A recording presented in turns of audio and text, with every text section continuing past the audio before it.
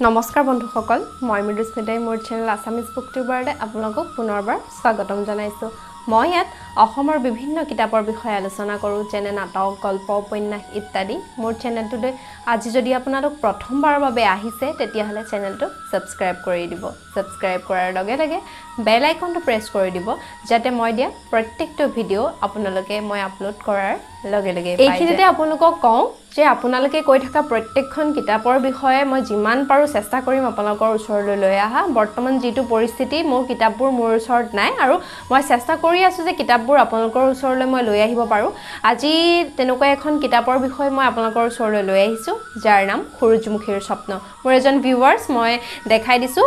এখেতে এনেকৈ কমেন্ট কৰিছিল যে সূৰুযমুখীৰ স্বপ্নৰ বিষয়ে ক'ব বুলি আৰু বহুতজনে বহুত কেইখন কিতাপৰ বিষয়ে কৈ থৈছে মোৰ তাত এখন বৰ দীঘলীয়া লিষ্ট হৈ গৈছে আৰু যথাসম্ভৱত মই প্ৰত্যেকখন কিতাপৰ বিষয়ে আপোনালোকৰ ওচৰলৈ লৈ আহিবলৈ চেষ্টা কৰিম হেয়ে আপোনালোকে ইমানখিনি মৰম দিছে আৰু ইমান ধুনীয়া কমেন্ট কৰিছে তাৰ বাবে মই বহুত সুখী আৰু আপোনালোকে মই আগুৱাই যোৱা যাতে এনেকৈ সহায় কৰি ৰাখে আৰু এনেকৈ মৰম কৰি ৰাখে তাৰ বাবে বহুত বহুত ধন্যবাদ তেতিয়াহ'লে আহকচোন আমি আমাৰ আজিৰ কিতাপখনৰ বিষয়ে কিছু জানি লওঁ আজিৰ মোৰ কিতাপখন আছিল সূৰুযমুখীৰ স্বপ্ন আৰু সূৰুযমুখীৰ স্বপ্নখন এখন বৰ ধুনীয়া কিতাপ সকলোৱে জানে সৈয়দ আব্দুল মালিকৰ এখন লেখত ল'বলগীয়া কিতাপ বুলি ক'ব লাগিব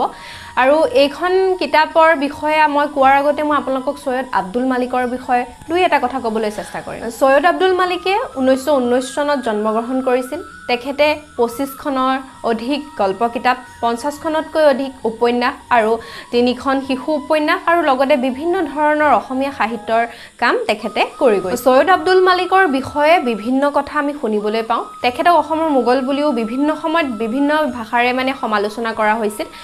তেখেতৰ পুত্ৰৰ বিভিন্নটা পোষ্ট বা বিভিন্ন কথাত আজিও সৈয়দ আব্দুল মালিকক অসমৰ বিভিন্ন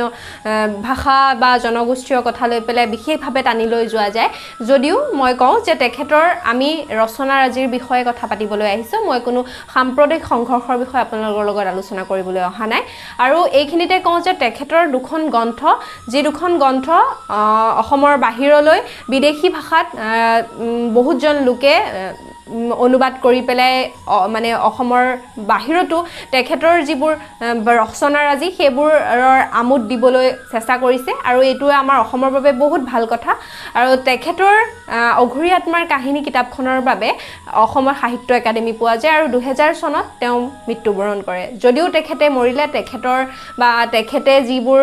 ৰচনাৰাজি আমাৰ মাজত ৰাখি থৈ গ'ল সেইবোৰ চিৰযুগমীয়া হৈ থাকিব হে আহকচোন আজি আমি তেওঁৰে লিখিত খুব ধুনীয়া এখন কিতাপ আৰু মোক এজন ভিউৱাৰ্ছে ৰিকুৱেষ্ট কৰা সূৰুযমুখীৰ স্বপ্নৰ বিষয়ে কিছু থুলমূলকৈ কওঁ বিশেষকৈ আমি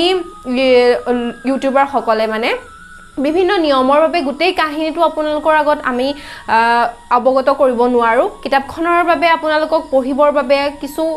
যেনেকৈ এখন সিনেমা চোৱাৰ আগতে ট্ৰেইলাৰটো দি দিয়া হয় ঠিক আমি ৰিভিউ এটাহে কৰোঁ যে আপোনালোকে কিতাপখন পঢ়িব পাৰে সুন্দৰ সেয়ে আহক আমি আজিৰ মূল ভিডিঅ'টোলৈ উভতি যাওঁ সূৰুযমুখীৰ স্বপ্ন উপন্যাসখন সৈয়দ আব্দুল মালিকৰ কলমেৰে নিগৰা এখন অসমীয়া সমাজৰ সামাজিক ভিত্তিত লিখা অসাম্প্ৰদায়িকতাবাদ বুলিও ক'বলৈ আপোনালোকে ক'লে বেয়া নহ'ব যে মানে হিন্দু মুছলিম লৈ পেলাই লিখা এখন সম্প্ৰীতিৰ এখন সুন্দৰ উপন্যাস এই উপন্যাসখন হিন্দী ভাষালৈকো মানে ৰচনা কৰা হৈছে বা অনুবাদ কৰা হৈছে অসমৰে এখন জনপ্ৰিয় নদী যাৰ নাম ধনশিৰিৰ পাৰৰ এখন সুন্দৰ গাঁৱৰ পৰা আৰম্ভ কৰি লিখা এখন উপন্যাস সূৰুযমুখীৰ স্বপ্নৰ কিতাপখনত কি হয় যিখন সৰু গাঁৱৰ কথা দেখাইছে ধনশিৰি নদীৰ পাৰত সেইখন গাঁৱত অসমীয়া সকলোতো আমি জানোৱেই যে অসমীয়া আমাৰ সমাজত বা অসমত প্ৰত্যেকজন ভাষাভাষী লোকে বসবাস কৰে সেইখন গাঁৱতো মিকিৰ অসমীয়া কছাৰী মুছলিম সকলোৱে মিলিজুলি বসবাস কৰিছিল এনেকুৱা এখন সম্প্ৰীতি থকা গাঁৱৰ বিষয়ে দেখুওৱা আছে য'ত এখন ঘৰত অসুবিধা হ'লে ওচৰ চুবুৰীয়াসকলে সকলোৱে গৈ সহায় কৰিছিল কোন কি ধৰ্মৰ কেনেকুৱা কি আছিল কোনো কিন্তু চাবলৈ যোৱা নাছিল সকলোৱে মিলা পিতৃৰে বসবাস কৰিছিল কিন্তু সেই ক্ষেত্ৰতে যিজন আজি এইখন কিতাপৰ নায়কৰ কথা কোৱা আছে আপোনালোকে পঢ়ি পেলাই যদি বা পঢ়িছে নায়কজনৰ নামটো কিন্তু মোক আপোনালোকে কমেণ্ট বক্সত কমেণ্ট কৰিবলৈ নাপাহৰিব বা কেতিয়াবা এই ভিডিঅ'টো চাই যদি আপোনালোকে সূৰুযমুখীৰ স্বপ্নখনো পঢ়ে তেতিয়াহ'লে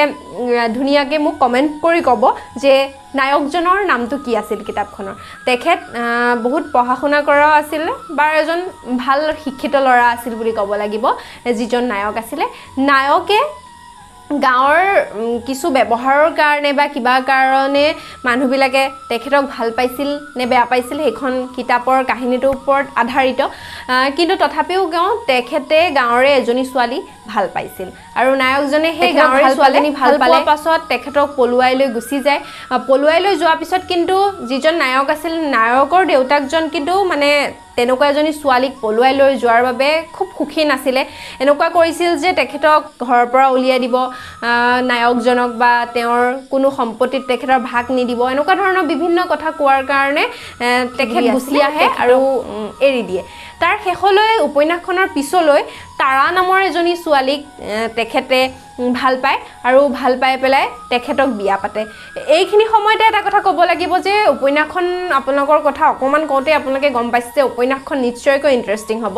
আৰু কি হয় যে আপোনাৰ যিজনী তেখেতৰ পেয়সী আছিলে পেয়সীজনীৰনো লাষ্টলৈ কি হ'ল কেনেকুৱা কি হ'ল বা সেই সময়তে তেখেতৰ ঘটনাবোৰ কেনেকৈ ঘটিছিল মই যিহেতু কৈছোঁ যে নিখোজ ভাষাত লিখা ইমান ধুনীয়া এখন সুন্দৰ উপন্যাস যাৰ নাম কি হ'ল শেষলৈ আৰু জানিবলৈ হ'লে আপোনালোকে সূৰুযমুখীৰ স্বপ্নখন পঢ়িব লাগিব যাৰ নামটো কথা ভাবিলেই আপোনালোকে গম পায় বা অনুমান কৰিব পাৰে যে উপন্যাসখন কেনেকুৱা হ'ব সেয়ে কোনোবাই যদি পঢ়িছে বা কোনোবাই পঢ়িবলৈ লৈছে মোক কমেণ্ট কৰিলে মই খুব ভাল পাম আৰু লগতে এটা লাইক কৰিব বুলি আশা থাকিল আপোনালোকে ইমান ধৈৰ্যৰে মানে শেষলৈকে মোৰ ভিডিঅ'টো চালে যিখিনি কিতাপৰ কথা মোক কৈ আছে মই সেইখিনি কিতাপৰ বিষয়ে আপোনালোকৰ ওচৰলৈ নিশ্চয়কৈ লৈ আহিম ভাল লাগিছে ইমানখিনি মৰম আশীৰ্বাদ আপোনালোকে দিয়াৰ কাৰণে আশা কৰিম এনেকৈ সদায় মোক আগুৱাই লৈ যোৱাত আপোনালোকে সহায় কৰিব সেয়ে মই মৃদুস্মিতাই আজি মোৰ চেনেলৰ পৰা বিদায় মাগিছোঁ নমস্কাৰ ধন্যবাদ